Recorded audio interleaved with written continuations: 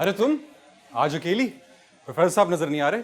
तो वो तुम्हारी क्लास टीचर और तुम्हें पता ही नहीं है कि डैड आए कि नहीं आए। अरे यार मैं तो सिर्फ बात करने का बहाना ढूंढ रहा था तुमसे।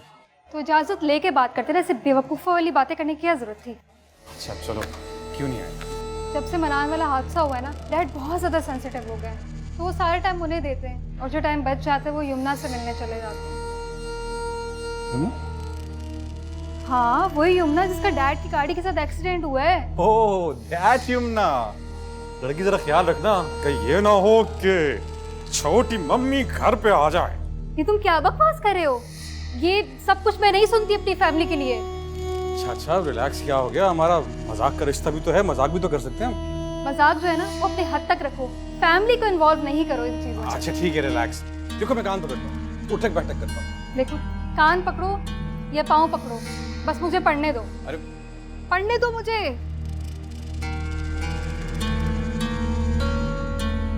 यमुना,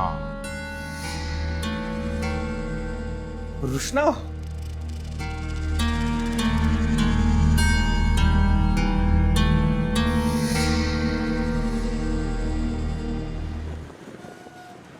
ए शेरू, जरा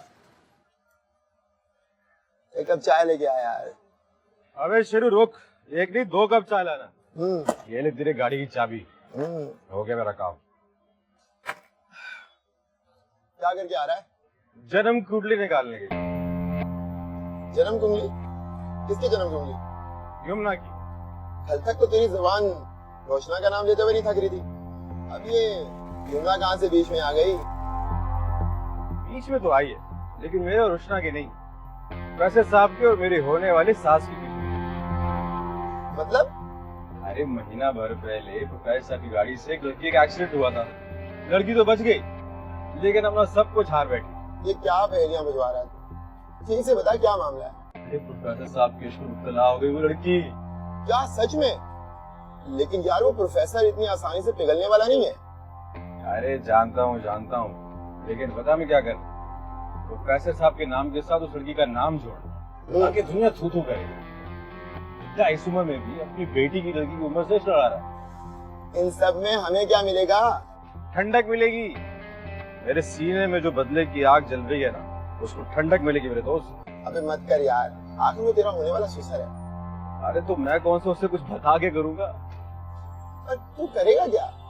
अरे ये तो तुझे वक्त आने बताऊंगा। अब ये सुन, वो लड़की जो है ना, महल जैसे घर में अकेली रहती है, नौकरों की पूरी फौज है उसके आगे पीछे।